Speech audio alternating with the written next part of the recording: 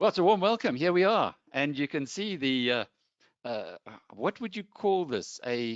No, not a collage of good-looking guys, because I think if you take me out of the picture, then you might have that. But we've got from the left at the top, as I'm looking at them, Martin Freeman, who's joining us from New York.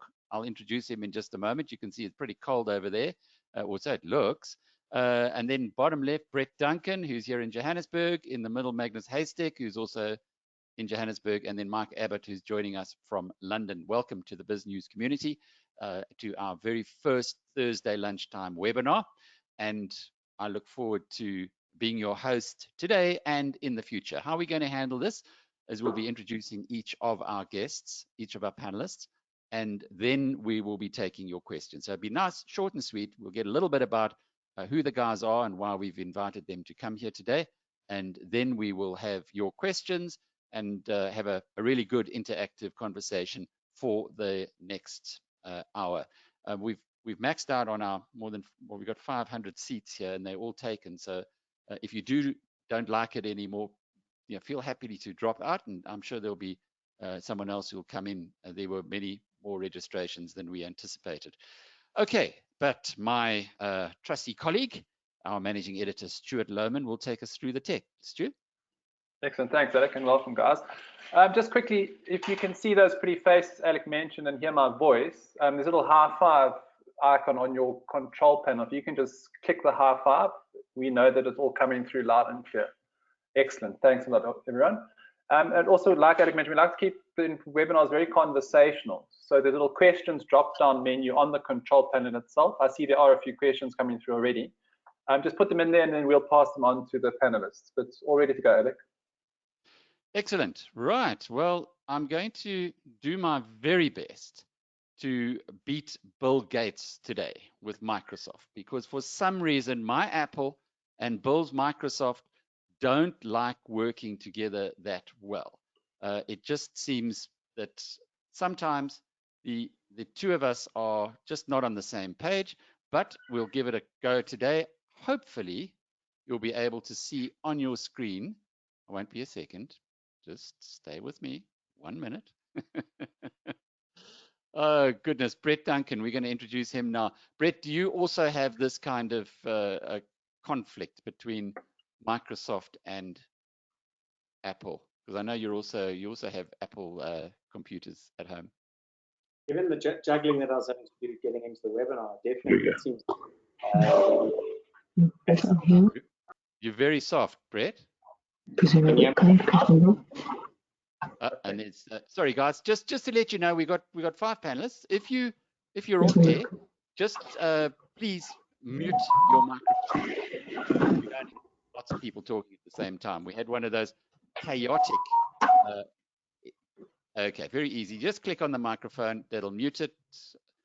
Magnus, on your side, if you see the microphone on the left-hand side, just click on it if you're not going to talk.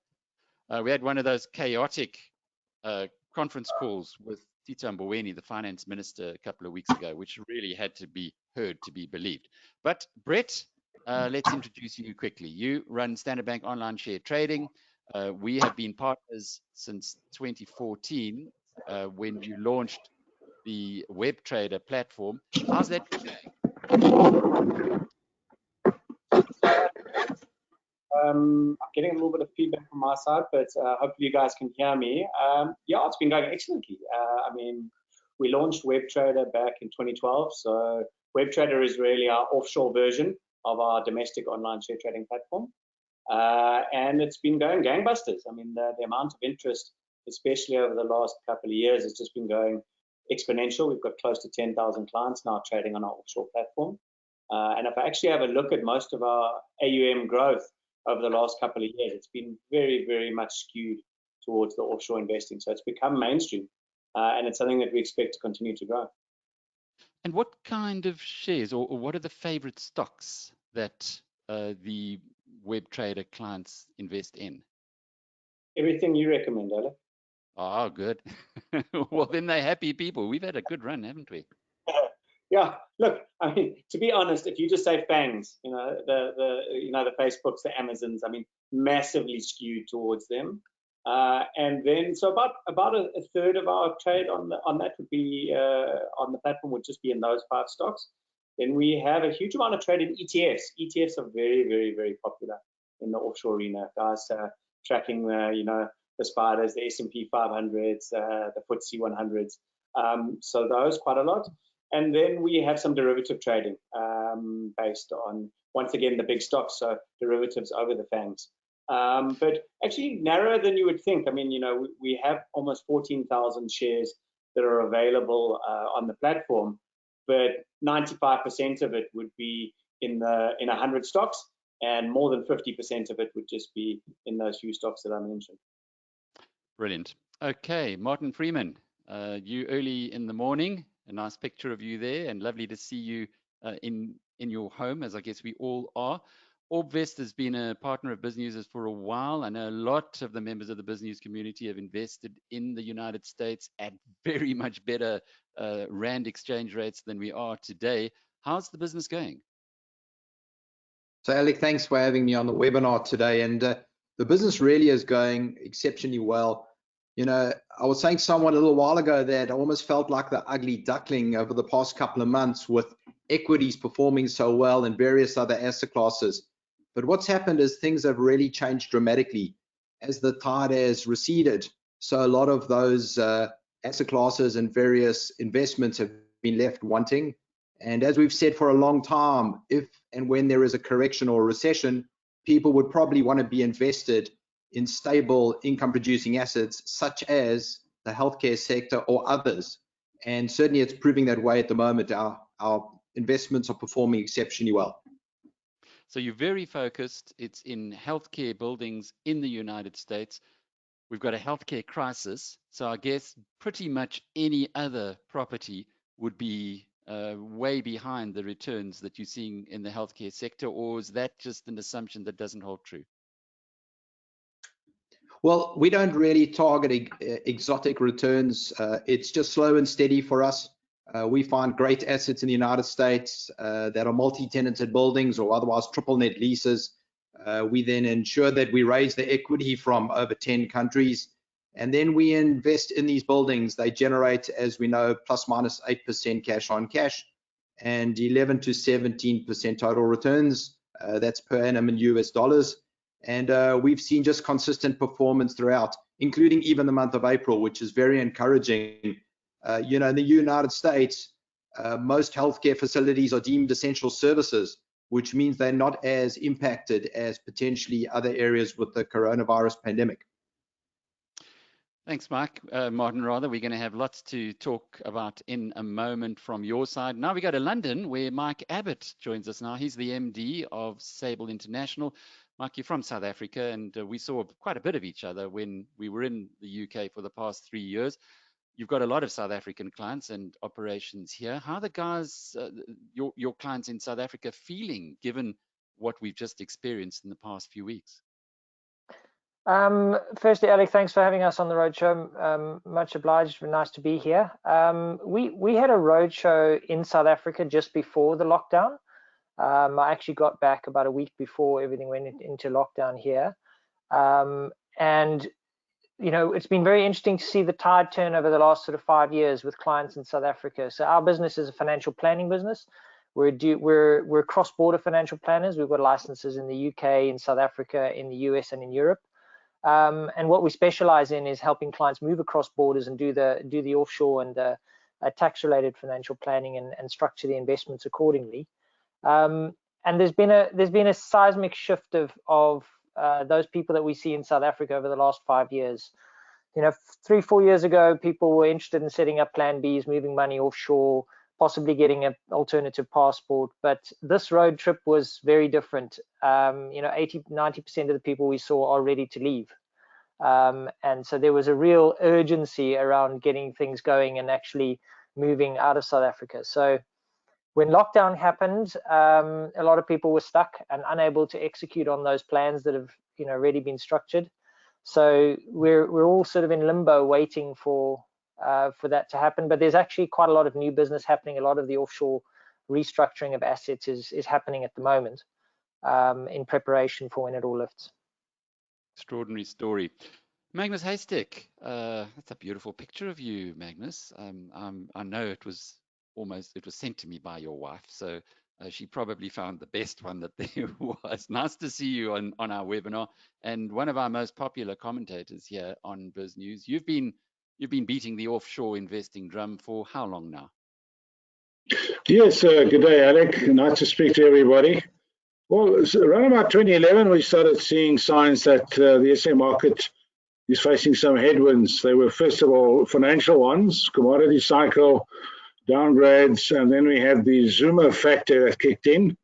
And from 2015, I think the abortive firing of Naslan Slanene was kind of a red light for the global capital to take note of what's going on in South Africa. And since then, capital has been flowing out of South Africa in a very, very big way. And as Mike has referred to, there's been a seismic shift in South African investors who initially were very reluctant to go offshore because the returns were so good historically up to about 2010, 2011. They didn't believe the story that, you know, the party is over. But in the last 3 to 5 years, it's just been the opposite. Everybody has just been rushing for the exits, realizing that they have to build global portfolios. Whether they're leaving the country or not, there's an added element to that. A lot of people say, I'm not going to leave the country. I've got too much at stake here. My kids are here. My grandkids are here. I live on a golf course estate, but I don't want all my assets in one country. So we've seen the same shift. I mean, 5 years ago, if you had tried to speak to a Studer brewer on his farm and tell him to take some money offshore, he'd probably shoot you with a shotgun. Nowadays, he invites you to tea and says, where can we go with the money? So there's been a big mind shift, and a lot of people are thinking globally, and we see it in our business where 70 to 80% is now offshore. Magnus, you sent me a couple of graphs, which I think are very self-explanatory. Let's just talk them through quickly. It gives us a good basis, perhaps, of why this webinar is oversubscribed and how South Africa has performed relatively poorly since 2015. Yes, this is the rand. Well, Alec, you're one of the few websites that are willing to publish these charts and graphs. I get a great resistance from the mainstream media. They don't want to publish these returns because they get pressure from their large advertisers that it's not very nice to see these kind of returns. But the returns are there over 5 years. In rand terms, you've made 6% in total on the JSE, minus your costs, you've not made any money. Whereas with the NASDAQ, you've made 300%, with the S&P 500, 240, and even the emerging markets have beaten us. And in dollar terms, I don't know if you're going to put on the dollar term chart, but you've lost 32% of your money had you put money into South Africa. And these very poor returns are now coming through in the returns of unit trusts, preservation funds, retirement annuity funds, and pension funds, where people are saying, I haven't made money in 3 to 5 years, not even against inflation. I've looked at some stats where big pension funds are negative over 3 years. So, and you don't get these, people don't want to discuss it, hoping it'll go away, but it's happening. And this is quite a horrendous chart. You've just made no money. In fact, if you do it over 10 years, it's almost the same. So hence the need to get those facts out there, that you need to think perhaps out of the box and break the shackles from the large asset managers in South Africa trying to convince you, don't worry, it'll come right. I just don't see it yet. Well, I wanted to just show some news from last night before we go to the questions, and this was the S&P credit rating. What's happened in South Africa is that we've been focused on Moody's. Now, just by way of a quick way of background, there are 3 credit rating agencies, S&P, Fitch, and Moody's, and both S&P and Fitch have had South Africa at negative, or in other words, junk status since 2017. Moody's, for reasons best known to Moody's, has actually kept us on investment grade up until recently. Now that investment grade has dropped off, and we've gone down 1 notch for Moody's, which means the whole country now is in junk status. But What happened last night was that if you look at this chart that's on your screen, we are now 1, 2, 3 notches down into junk, according to S&P. So while Moody's has finally dropped us below investment grade, and those of you who were on the roadshow that I did after the budget will recall that because of the budget deficit that was being projected in South Africa's finances in February, I said they'd given up. They'd even given up on Moody's. But this gives you an indication that South Africa's credit rating around the world is now really starting to get at quite concerning levels. And this is, by the way, is from Kevin Lings of Stanlib, and he also sent this out this morning, and that shows you with the COVID-19 crisis, we were already at minus 6.8 at the second highest budget deficit on record. We're now heading for 13.3. So the highest budget deficit we had, it was at 7%. That is, in democracy. Prior to democracy, it got to about 12. That was just before the move in 1994, where there was a huge amount of spending to get ready for the election. Here, because of the COVID-19 crisis, we're now looking at 13.3. That means just one thing, and that means that the government's spending more than it gets in, and we're going to pay for this at some point in future. Okay, so that sets the scene. Stuart, would you please, let's pick up those or start with the questions. Excellent, thanks, Alec. I think this is one for Martin. It's from Andrew Tullian. He says, in a Ray Dalio TED talk last weekend, he mentioned hospitals as businesses would suffer in the COVID-19 period. How does this potentially impact Orbvest? So we haven't seen the impact on our investments. We personally don't invest into hospitals. We invest into buildings that are multi-tenanted. Why? Because you want to diversify your risk even further. And also what we've done is we've found that a number of our facilities have experienced a surge in patients going there because a lot of the hospitals are dealing with the pandemic, so they're referring people to other facilities.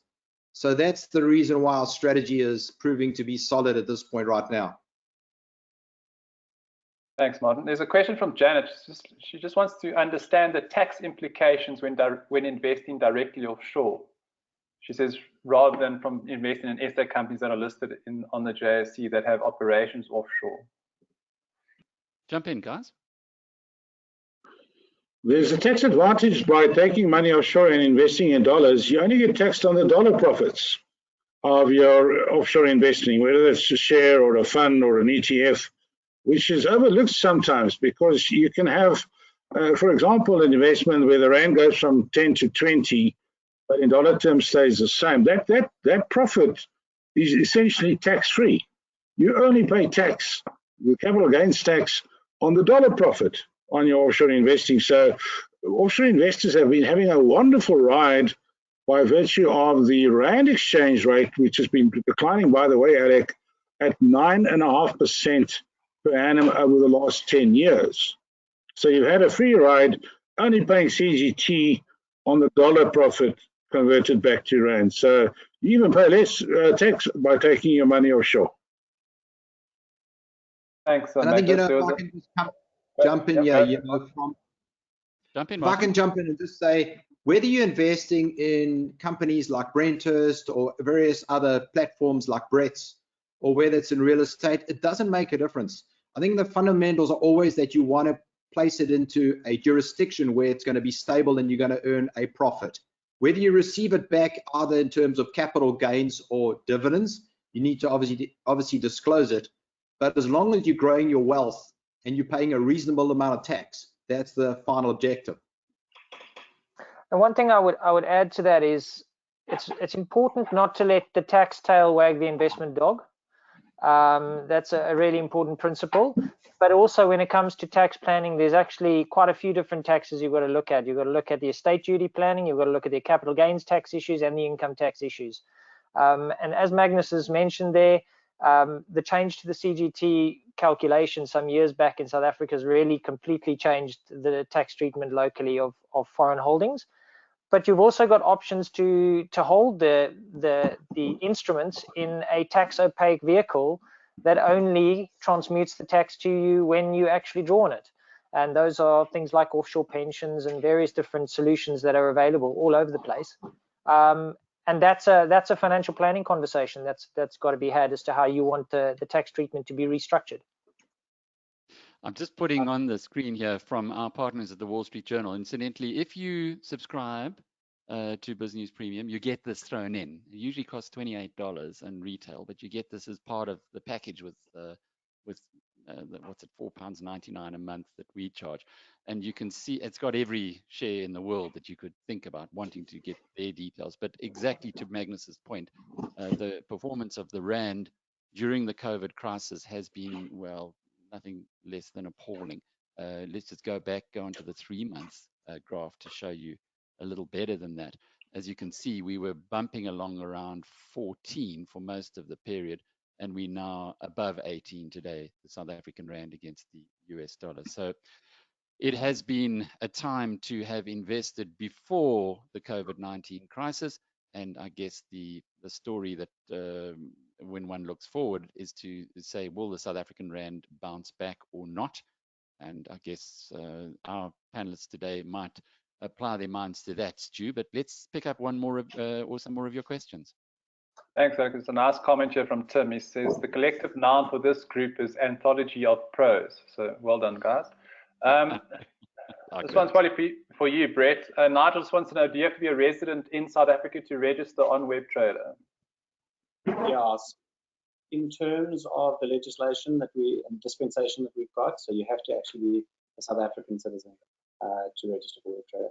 And just to build a little bit on the tax argument and to Mike and I think Magnus's points, you know, tax is a byproduct of making money, so it's a problem that one wants to have. One do tend to estimate that, you know, there is complexity with trading in offshore jurisdictions, and one needs to get aware of the different taxes that one's doing and the different tax reclaim services. So it's definitely worth doing a little bit of homework before just going into any new jurisdiction.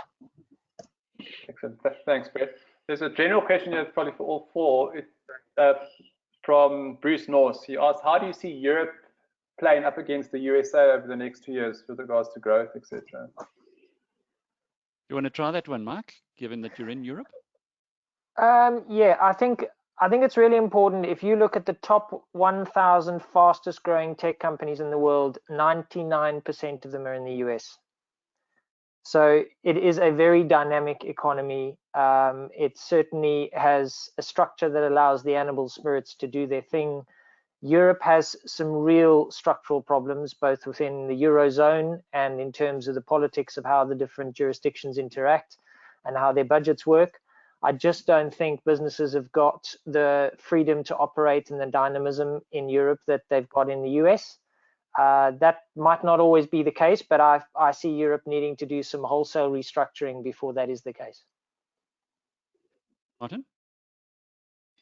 I think from our perspective, one of the fundamentals we look at is population growth, which is really the precursor to growth in really the valuation of assets, etc. And Europe is facing some significant challenges within its urban and rural areas. And just as Mark said, we're not very bullish on Europe at this point right now as a choice. We prefer the USA. Magnus, any thoughts?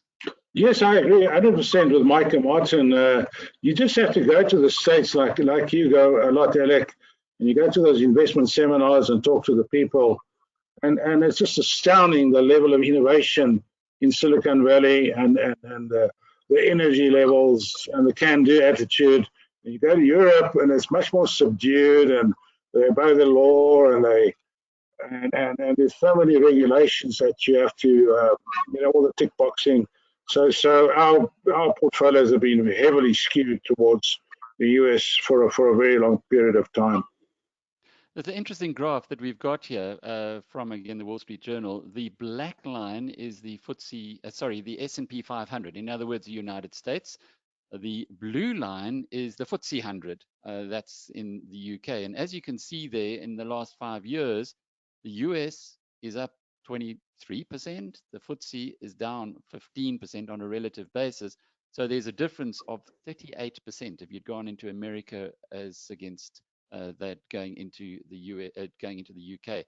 You can also try and I'll pick up while we're picking up the next question. I'll pick up the Euronext index. Stu, do you want to give us the next question, please? Thanks, Alec. This is from Vanessa. She says there's a lot of talk about another wealth tax. She wants to know if you have your funds offshore, will this form part of a potential SA wealth tax? Mike, I'm sure that's what your clients must be asking all the time. It really depends whether you own the asset or not. And you know, financial planning is one of the parts of the financial planning discussion is figuring out what assets you need to own and what assets need to be put aside for beneficiaries or later in life. And you know, on the one end of the extreme, you own the asset in your own name, and on the other end of the extreme, you don't own it, and it sits in a trust for other beneficiaries. Somewhere between the two is what you would call a pension trust, which is assets held by the trustees on your behalf. So yes, the wealth tax could apply to assets that you own. Will most likely apply because South Africa's tax system is based on worldwide assets. I'd be surprised if it didn't apply to foreign assets. So that's really a financial planning conversation to be had around how the assets ownerships are structured. And as you can see on the screen here, I've pulled up the Euronext 100. So these are the top 100 European companies. And in the last 3 years, they've underperformed the S&P 500 by 32%. So I think that argument is made. Stu? Excellent. Thanks, Alec. I would just want to know, does the NASDAQ, S&P, and Dow represent economic reality at the present moment? Okay, Brett. You better say the right thing because we've got of course, the Biznews portfolio is heavily invested in the NASDAQ. What's your thought? I mean, the NASDAQ would certainly talk to your fourth industrial revolution reality. To be the new. Look, I do prefer the broader-based S&P 500 for general market exposure. But in terms of where the market's been performing, the NASDAQ certainly in the best place to be.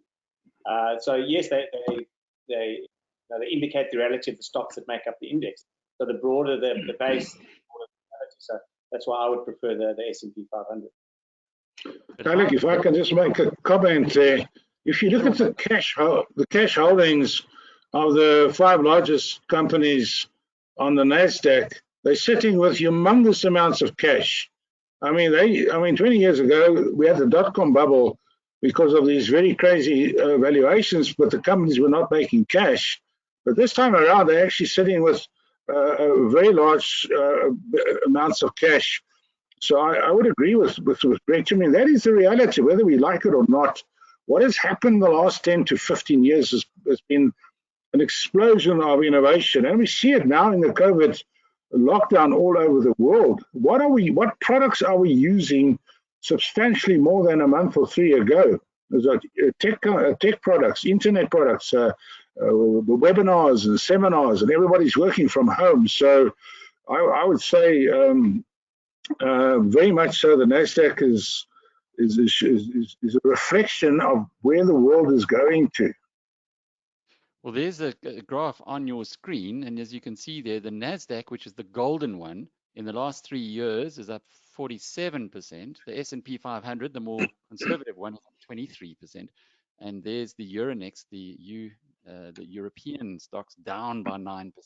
So it emphasizes or illustrates that point. And Magnus, to your point about COVID-19, all the experts tell us, and I talk to these guys now every day. We put together a program called Inside COVID-19, and every day the same message comes out, is that it's accelerating the change. What would have taken 10 years is now happening in almost 10 minutes, or exaggeration, but certainly in a very short period of time. We are moving very much more rapidly to where we would have got to anyway, but COVID-19 is forcing this through. Martin, I see you nodding your head.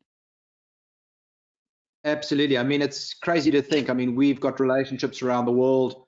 I've been using this kind of technology now for nearly 2 years in the United States. So it seems like everyone is now just coming on board. But I think you're going to see fundamental shifts in various industries and sectors around the entire globe. And it continues to accelerate in the US. Even if you look at the pure fundamentals, of the city, Manhattan. There are deep concerns as to when we return to normality, what will normality look like going forward in the medium and long term?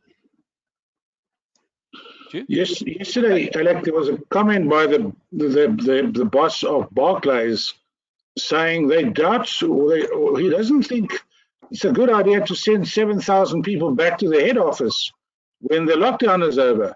Now, in that statement, he's reflecting the thinking of many large companies about having these massive head offices where everybody travels in the morning and travels back home.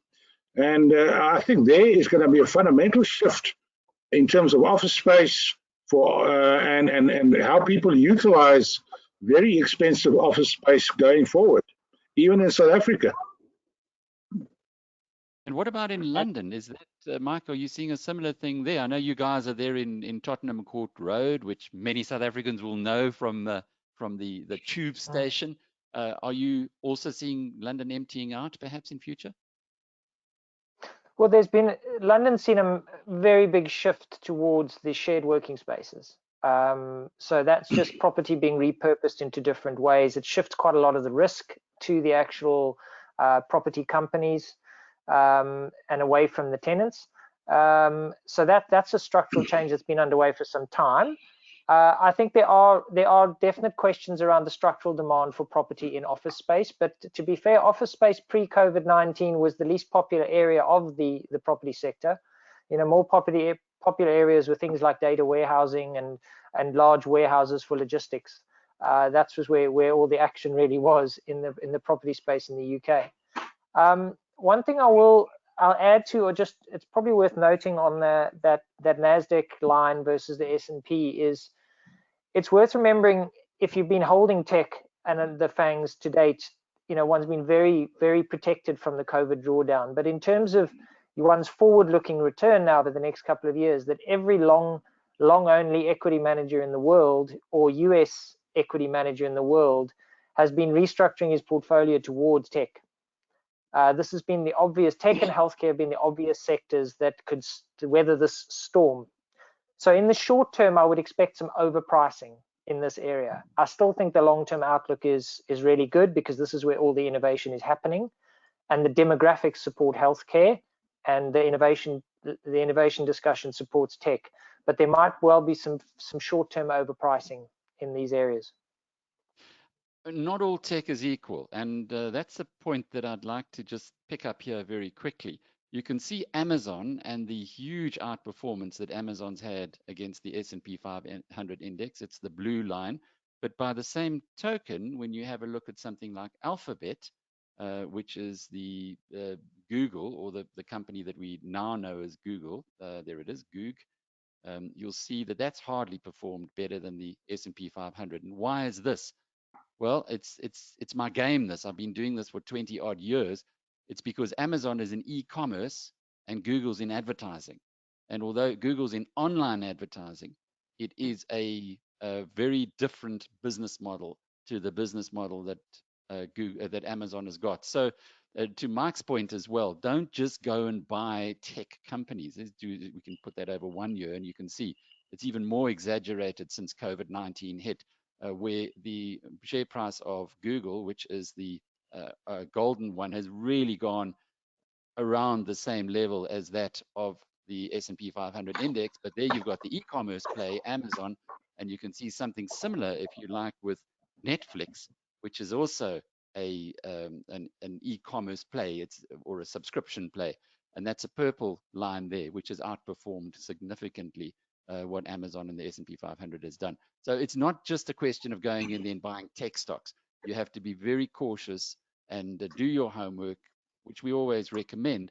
And once you understand what it is that you're investing in as a co-owner, that's the time to be making your investment. But looking ahead, I suppose there's all kinds of arguments there that they might be overpriced in the short term. But in the long term, well, there's some of us who believe that they're still dirt cheap. Mr. Stuart Lohman. Thanks, Alec. Nawal wants to shift the focus and he says, what about investments in India and China? Brett, you've got a huge portfolio, I mean, or rather the web traders got a portfolio that you can literally invest anywhere in the world. Do you have opportunities in India and China that your team's looked at? So look, the wonderful thing about the ETF world, Alec, is pretty much, if you can think about it, there's an ETF that caters to your appetite. So if one does a simple Google search on top ETFs listed over India and China, there'd be 5 or 6 that would come up, and then they'd be available on the platform. At the end of the day, whatever your appetite, there is an ETF that caters for it. I think one of the things that I would just mention in ETFs is that, and I know you're an active fund manager yourself, so you're not as much into the passives, but the one thing to be careful of with the ETFs for clients on the line is that often they think of them as risk-free, but when you start getting into some of these more exotic ETFs, you tend to get more concentrated risk. So, for example, you go into an India ETF, you're getting a lot of obviously purely Indian exposure. So just to understand that the ETF doesn't take away the risk of investing, just gives you more specific exposure to them. But yes, on the platform, there'll be ETFs listed over India, and there'll be ETFs listed over China, China A shares, Ghana B shares, East Asian. I mean, anything that you can think of. It's about 5,500 different options.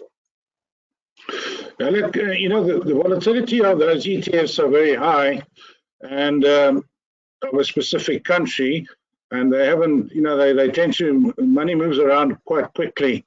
We would rather prefer people to go into a fund like a BRICS fund, the Ashburton or Templeton, where the fund manager will make the tactical calls between the various countries based on valuations and whatever. Most people will play the ETFs, but a lot of people with these sophisticated and regional ETFs tend to come to the party too late, burn their fingers, and then walk away saying it's a waste of time. So I would rather play a BRICS fund where that choice is made by a professional fund manager.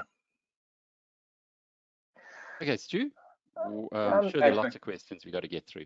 No, there's. Tony just wants to say, global interest rates have been reduced to stimulate economies. SA offers a higher return. Could we not see funds inflow once things settle down and a consequent strengthening of the rand? Let me jump in there on that one. Our view is that the rand has been held up at its prior level by this fact. The fact that South African bonds, previously investment grade, were offering yields way above what is available in the developed world. So the biggest 70% of the world's bond market is the US, UK, Europe, and Japan.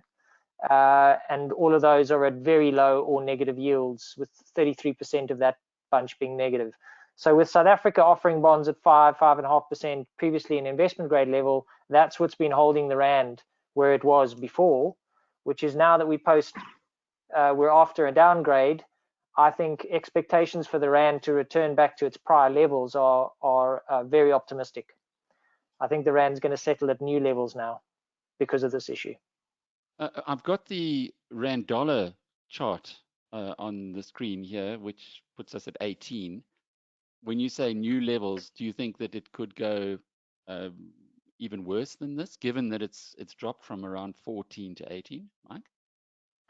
Well, the rand is very much a risk-on, risk-off currency, right? So if the global markets are in risk-off mode, the rand will blow out, and then it'll come back a little bit. Bond managers will then allocate to emerging market bonds, South Africa being one of that set. So, but I just think returns back to prior levels, the levels we saw 3 years ago, I just don't see that happening personally. I just think we're in the risk-return trade-off that bond traders have to make now is quite different. Alex, I think a lot of investors are watching the rand too much. They try and time their offshore investment decisions, and they only look at the rand itself.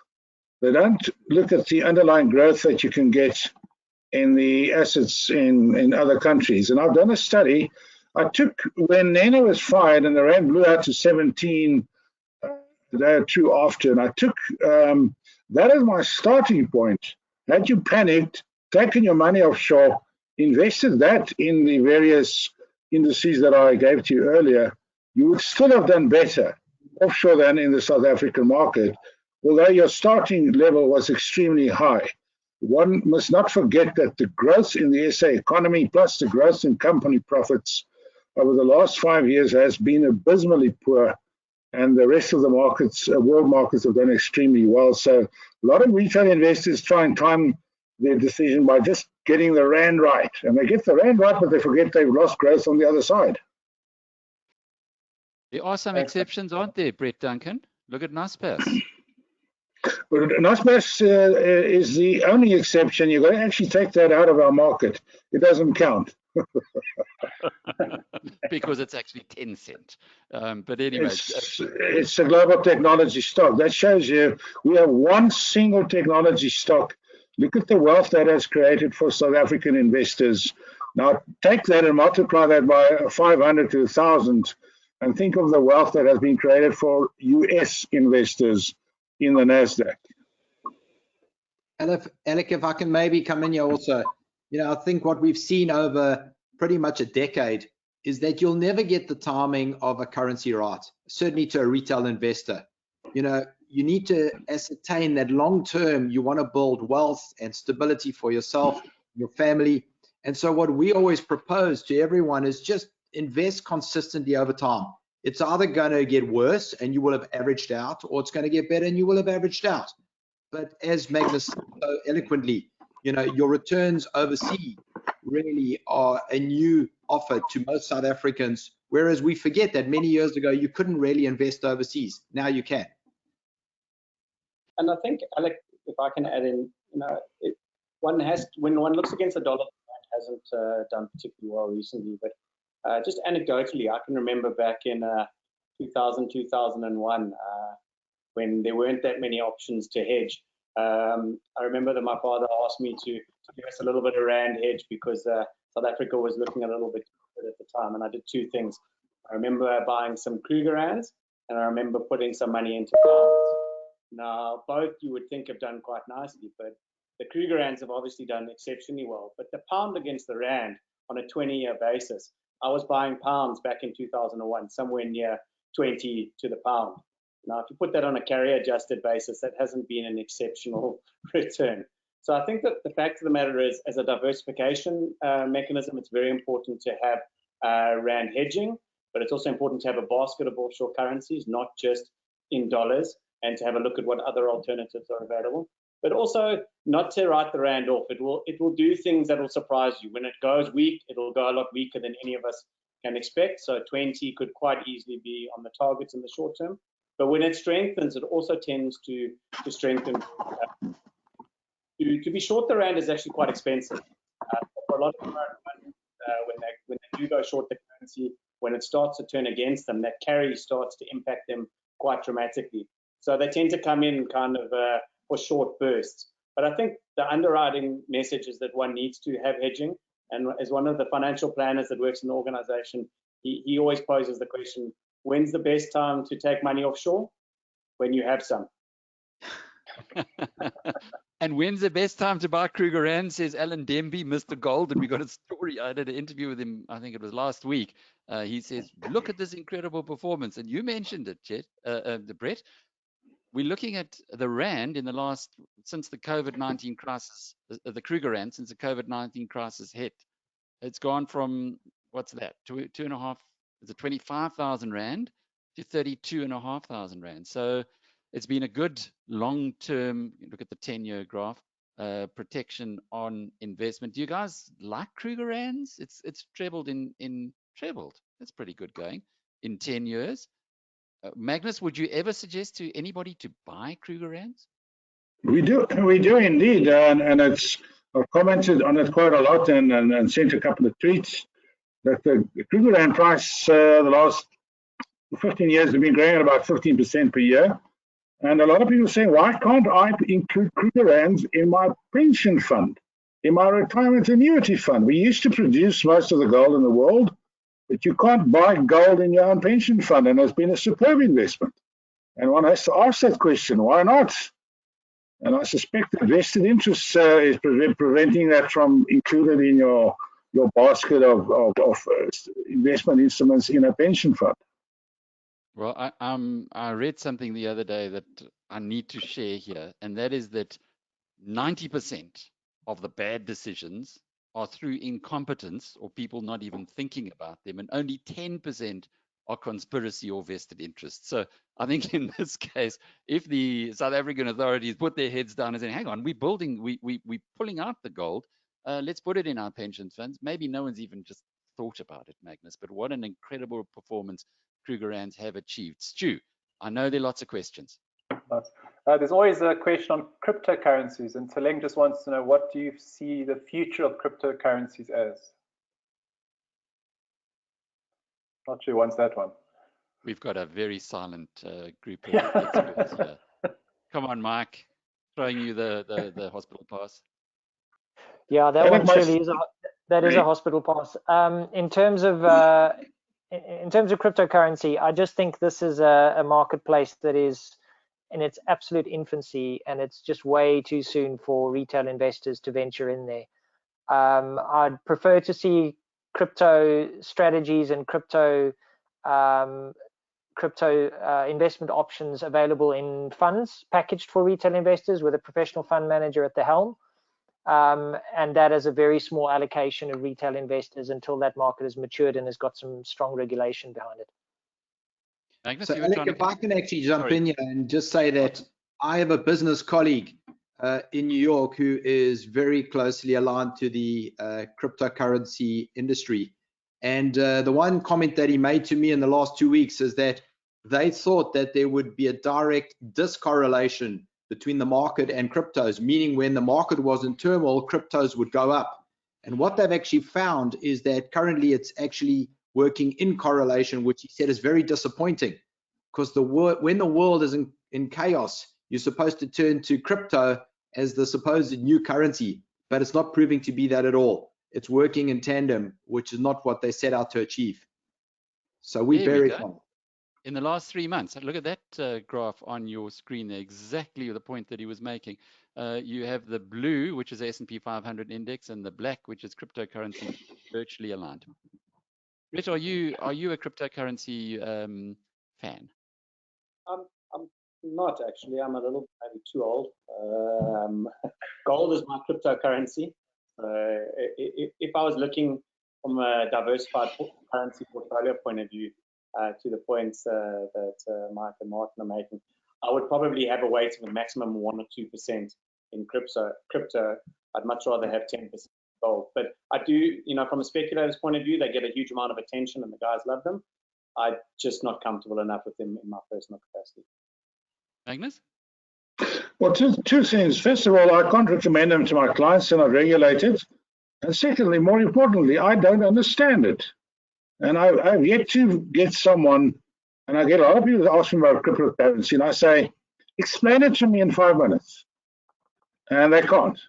And I've yet to find someone to explain it to me, how it works, where does my money go, where is it held, and most importantly, what are my guarantees and safeguards, etc., etc. And I still haven't found a perfect explanation for it. So I cannot, I haven't tried it. My son tries it from time to time, and he burns his fingers every time, and he's quite a hot shot on the tech side.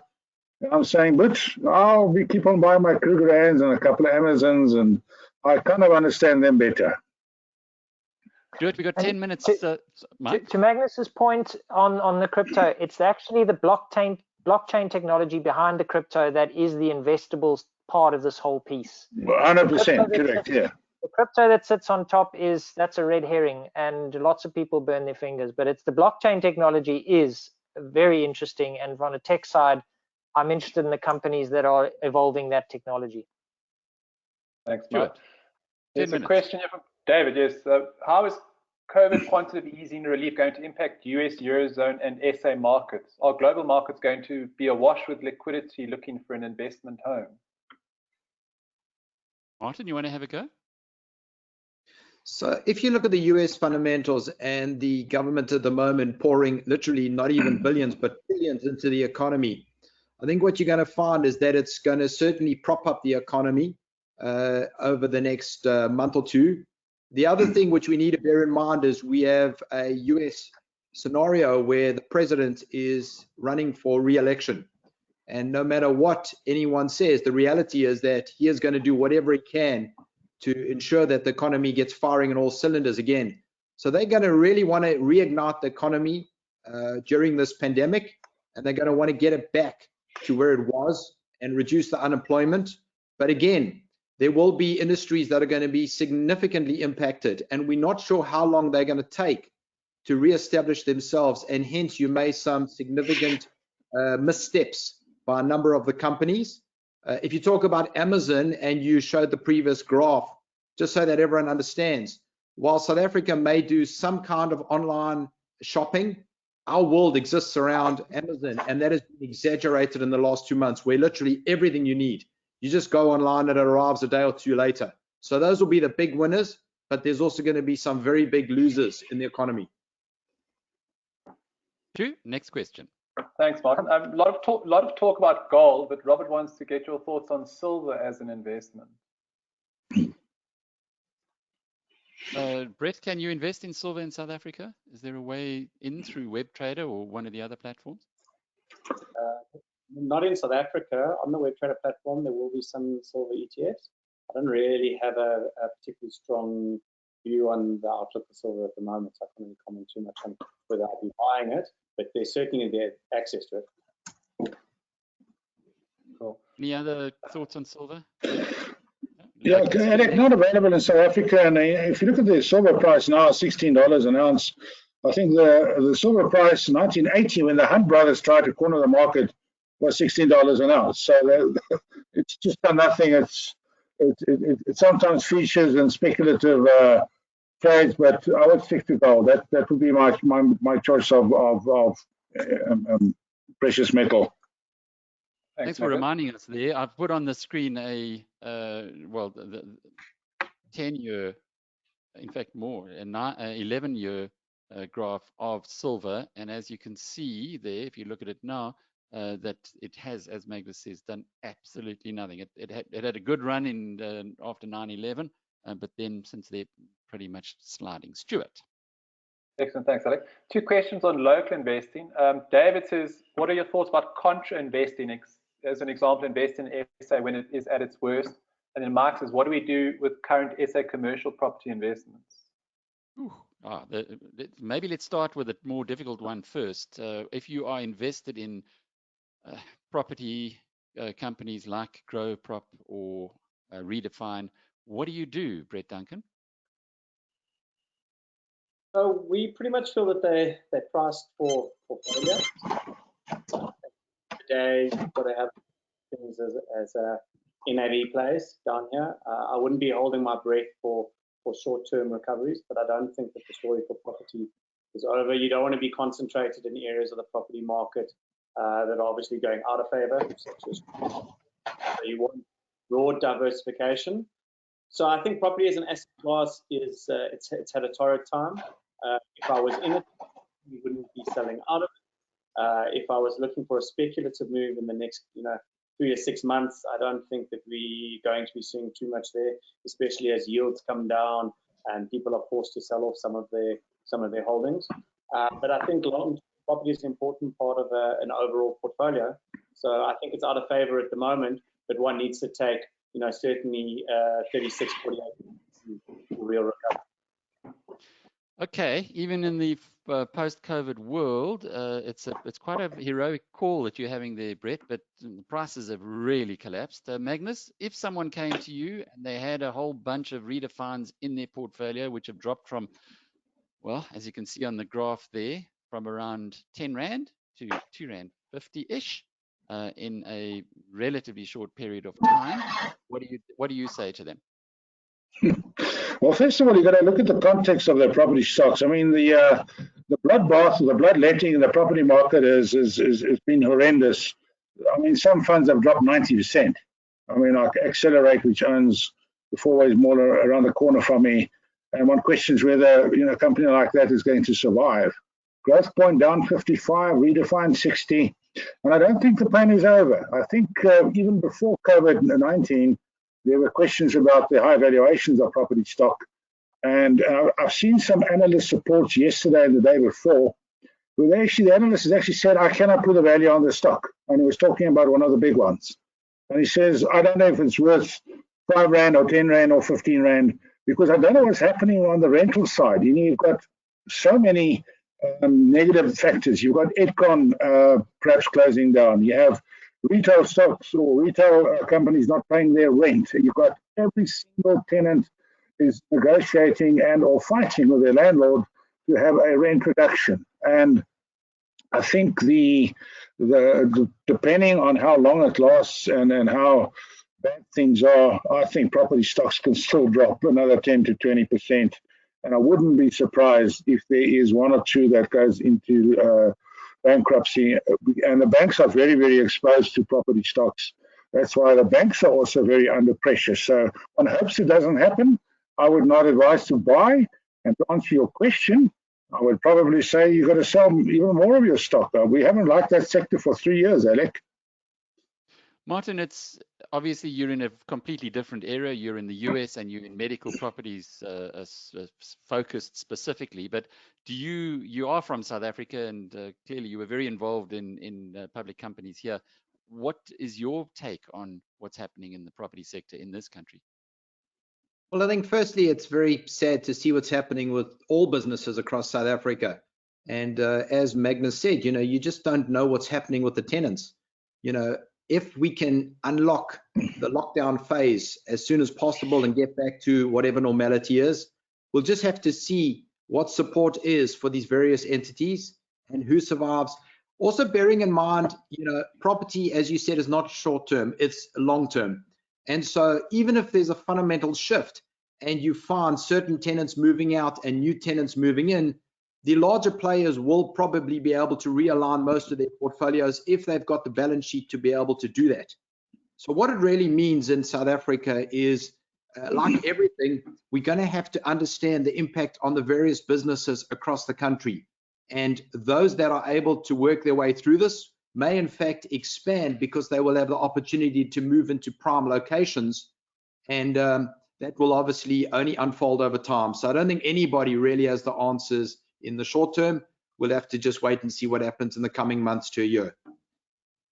But if you thought property was a bad play, can you imagine if you're in the leisure industry? Here's Toho Sun. In the past year, the share price has gone, as you can see, from 19 Rand, call it 20 bucks a share, and it's sitting at the moment at 2.76 Rand. So it's almost a negative. Yeah. It's really that area, airlines, there's some graveyards that are just waiting for the graves to be dug. And I think that's the point that all of you have made. Gents, we've come to the end of our webinar today. Time certainly has flown. But before we close off, maybe a final parting statement or parting gift to our attendees. Magnus, from your side, the question was offshore investing. Is the Rand too high? Should you be considering it now? Can you just give us your closing comments? What we've been telling clients for a long time, whether you intend leaving the country or not, you've got to think that you're a global investor and a global citizen. And there are enormous opportunities beyond our borders that you can benefit in South Africa. And everybody thinks because you recommend offshore, you're anti-South Africa, you're unpatriotic, which is rubbish. The job of a financial advisor is to get the best returns at the lowest risk to his or her clients. And right now, the risks in South Africa are elevated, and we still recommend that you'll find better returns elsewhere in the world. Martin, your final passing comments? Absolutely. So as someone who grew up in South Africa, spent my whole life there, to wake up every morning and hear just bad news, different news every single day is incredibly stressful. There are so many good opportunities, as Magnus has said, overseas. And it really is in currencies and areas where you can get consistent returns, where you can know your money's safe. And so we actually are very, very bullish. We're seeing significant growth in offshore investing, and it's becoming mainstream. It's becoming the norm to put your money into a place where it is safe and grows. Mike?